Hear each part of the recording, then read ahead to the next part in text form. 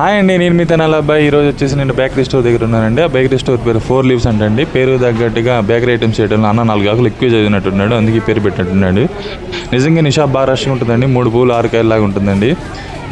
ఇందులో వచ్చేసి bakery items అండి. Just bun based, bread based items, cakes, puffs ఇవన్నీ ఉంటాయండి. సో ఇప్పుడు వచ్చేసి అంతా బన్ బేస్డ్ ఐటమ్స్ అండి. పైన చీజ్, క్రీమ్ మొత్తం ఇవన్నీ ఉంటాయి. ఫ్యాఫిల్స్, డోనట్స్, ఇంకా కాయా బన్ను, ఇవన్నీ డిఫరెంట్ టైప్స్ ఉంటాయండి. సింగపూర్ ఫేమస్ అండి కాయా బన్ అంటే. కాయా బన్ అంటే ఏం లేదు, లోపల స్టఫ్ ఉంటుందండి. జస్ట్ మనం పూర్వంలో లోపల ఉంటుంది కదండి, సేమ్ అదే ఫీల్ వస్తుంది తిన్నప్పుడు.